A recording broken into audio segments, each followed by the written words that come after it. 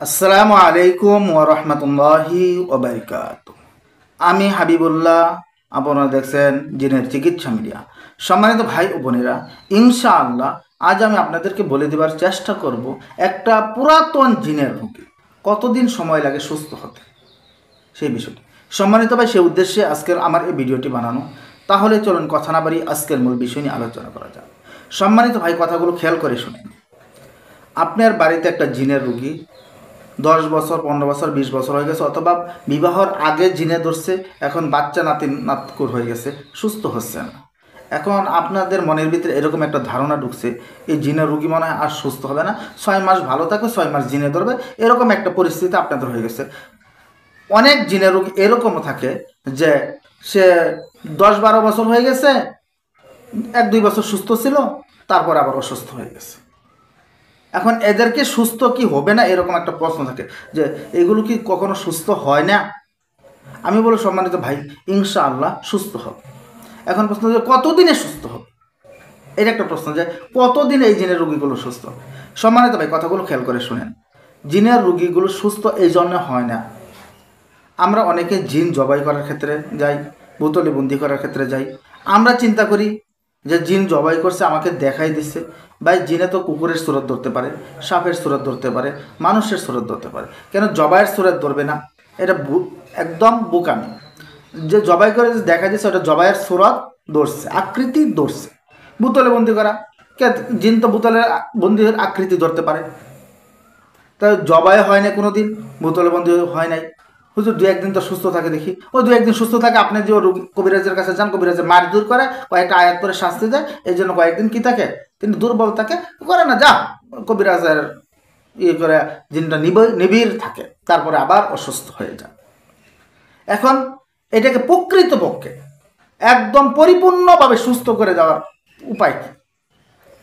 সম্মানিত ভাই, কথাগুলো খেয়াল করে শুনুন। আপনি মনে করেন যে কবিরাজের বাড়ি থেকে আপনার বাড়ি 200 কিলোমিটার দূরে অথবা 100 কিলোমিটার দূরে, আসা যাওয়ার সময় লাগে 6 ঘন্টা। কথাগুলো খেয়াল করেন। আপনি যে জায়গায় চিকিৎসা করতেছেন, কবিরাজের বাড়ি থেকে আপনার বাড়ি হচ্ছে 100 কিলোমিটার অথবা 200 কিলোমিটার দূরে, আসা যাওয়ার সময় লাগে 6 ঘন্টা। আপনি একটা জিনের রুগীকে কবিরাজের কাছে নিয়ে আসলেন 6 ঘন্টার সময়, আজকে আনার পরে কবিরাজে আধা ঘন্টা, 1 ঘন্টা, 2 ঘন্টা, 3 ঘন্টা চিকিৎসা করলো, জিনগুলোকে প্রচুর পরিমাণে শাস্তি দিল, প্রচুর পরিমাণে শাস্তি দিল, চিৎকার পারলো, কান্নাকাটি যা করার করলো, গরিব পারলো, এই করলো, শাস্তি দিল। শাস্তি দেওয়ার পরে জিনগুলো বললো আমি চলে যাও। চলে যাওয়ার পরে কবিরাজ বলতে চলে যাও, চলে গেল। ওটা ভিতরেই রয়েছে, কিন্তু ওটা কিন্তু ভিতরে রয়েছে। প্রকৃতপক্ষে যারা অভিজ্ঞ কবিরাজ তারা ভিতর থেকে ওইটা আমি বাহির করবে, আর যারা বাহির করেন রুগী স্বাভাবিক হয়ে যায়, হ্যাঁ চলে গেছে।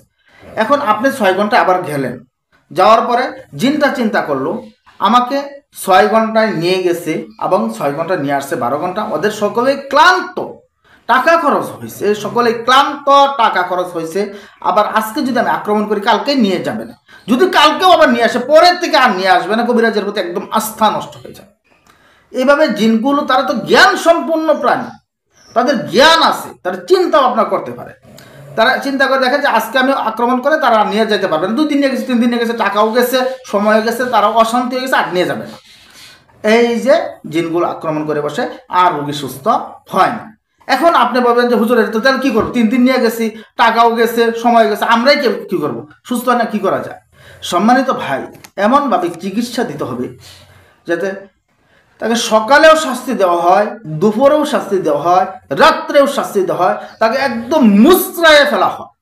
এমনভাবে জিনগুলোকে শাস্তি দিতে হবে, তাকে 5 মিনিটও আরাম দেওয়া যাবে না, 5 মিনিটও আরাম দেওয়া যাবে না। আস্তে আস্তে তাকে সরিষার চেয়ে ছোটো করে ফেলতে হবে, এমন তদবির করতে হবে আস্তে আস্তে তিনি সরিষার চেয়েও ছোটো হয়ে যাবে। তিনি তাকে কখনো আপনি বলবেনই না যে তুমি চলে যাও, আপনার কোনো বলার প্রয়োজনই নাই, তুমি চলে যাও। আপনি বলবেন যে তোমার মন চাইছে তুমি আসছো, তোমার যদি মন চায় তুমি চলে যাও। আমার করণ হচ্ছে আমি কোরআন শরীফ পড়ব, কোরআন শরীফের আমল করব, এটা হচ্ছে আমার কাজ। তোমার কাছে হচ্ছে থাকা অথবা চলে যাও, তোমার মন চাইলে যেটা মন চায় ওটা করো। আপনি তাকে কখনো বলবেন না যে তুমি চলে যাও।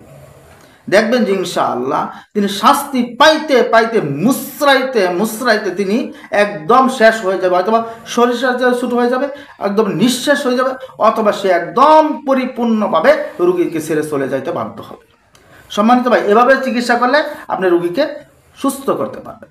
এছাড়া আপনি যদি 6 ঘন্টা যাচ্ছেন, আধা ঘন্টা 1 ঘন্টা চিকিৎসা নিয়েছেন, পরে আবার যাচ্ছেন, আবার চিকিৎসা নিচ্ছেন, জবাই করতেছেন, বন্দি করতেছেন, বিভিন্ন রকমের কেরামতি দেখতেছেন, আপনি রুগীকে সুস্থ করতে পারবেন না। রুগীকে সুস্থ করতে হলে আপনাকে তাকে একদম মুসরাই ফেলতে হবে দিনে 24 ঘন্টায়। এখন কিভাবে মুসরাই ফেলবেন, এটার চিকিৎসাটা ভাই পরে এক সময় ইনশাআল্লাহ বলে দেওয়ার চেষ্টা করবো। তো আজকের ভিডিওটি লম্বা হয়ে যাচ্ছে, এই পর্যন্ত। সকলে আমার জন্য দোয়া করবেন, আমি আপনাদের জন্য দোয়া করি। আসসালামু আলাইকুম ওয়া রাহমাতুল্লাহি ওয়া বারাকাতুহু।